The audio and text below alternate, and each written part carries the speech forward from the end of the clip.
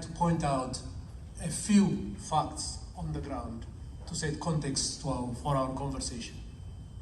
First, there was no genocide in Tigray. This was clearly determined by the UN Office for Human Rights and the Ethiopian Human Rights Commission's report, which is accepted by many countries. The pretext of saying there is a genocide in Tigray is only an attempt for the West to put their will on the people of Ethiopia, Eritrea, and the whole in general.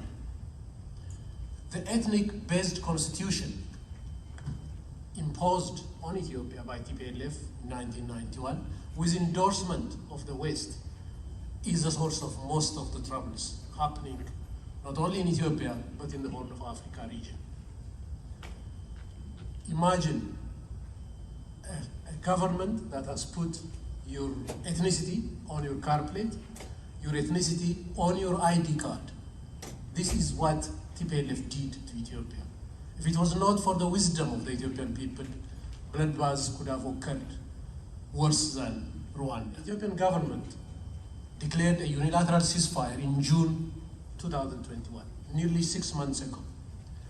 But the belligerent TPLF, supported by the West, took this as a defeat and expanded the conflict to the adjacent Amhara and Afar regions. And they are still committing atrocities to which the West has given a deaf ear. Now, the aid convoys to Tigray are not blocked by the Ethiopian government. In fact, they are blocked by the TPLF fighters who are fighting on the Afar front and the Wallo front, which were the entry points for food aid. So the Ethiopian government in the last 6 months was not responsible for the humanitarian crisis that is occurring in Tigray. TPLF is a homegrown terrorist organization that has vowed to destroy the democratically elected government in Ethiopia. And therefore, this is a homegrown terrorist and will have to be dealt with as such. Now, the humanitarian need in that part of the world has now grown from 4 million in Tigray alone to 9 million, to include Afar and Amhara regions. This is growing when the world is watching TPLF looting trucks, TPLF blocking the convoys, and using the aid money or the aid food for military purposes only. Now, let me go to my three takeaways. The first one is that Ethiopia, Eritrea, Somalia, the Horn of Africa, and the whole of Africa do not need any fixers.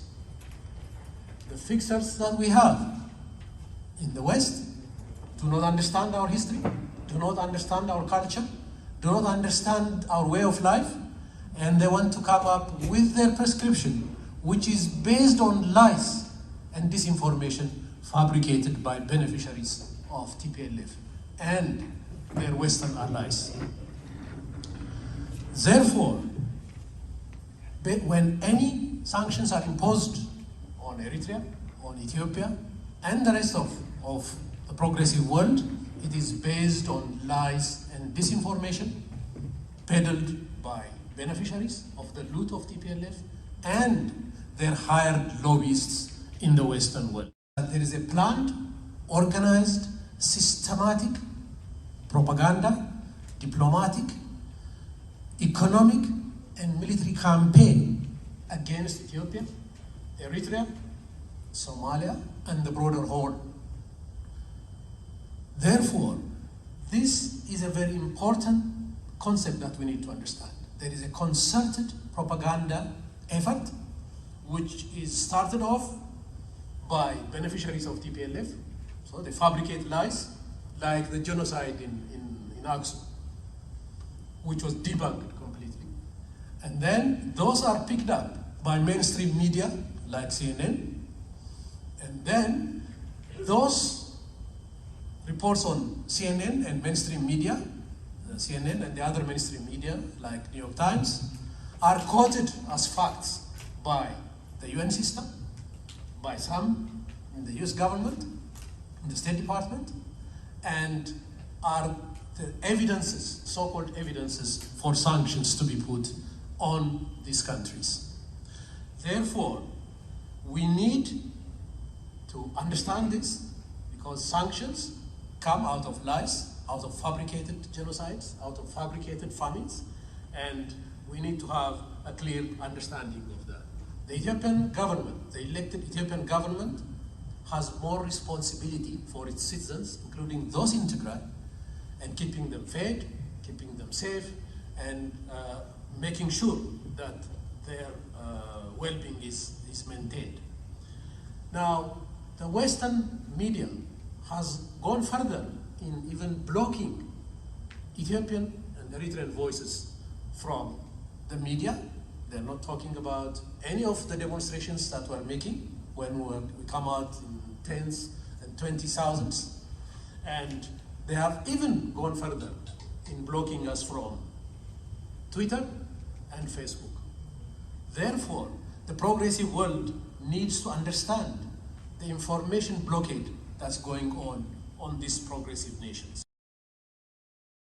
Ethiopia is fighting a global anti-imperialist and anti-colonialist war, and therefore needs to be supported by every progressive person and every progressive organizations. Now, it is Ethiopia today. Tomorrow, it can be any of the African countries or any of the progressive world. Therefore, it is time for all of us to stand together and say no to this. Ethiopia is a symbol of resistance to the anti-colonial resistance. It's a symbol of freedom for the black race. And crushing Ethiopia is equivalent to crushing the rest of the progressive world. So I finally urge everyone to stand together with all of us to say no more to intervention in these countries and beyond, and to coordinate our anti-colonial struggle, to work together, because our foes are organized in all parts of the world. And therefore, we should all stand together, organize, and resist this, because it is possible to resist. It is possible to defeat colonialism. It is possible to defeat imperialism. And as it pertains to Ethiopia, the Ethiopian government has almost crushed TPLF at the moment, and will soon be completing their elimination, because TPLF is a homegrown terrorist organization. The United States does not negotiate with terrorists. In fact, President Biden has said he will not forget, he will not forgive, and he's going to crush the very guys that killed Marines in Kabul.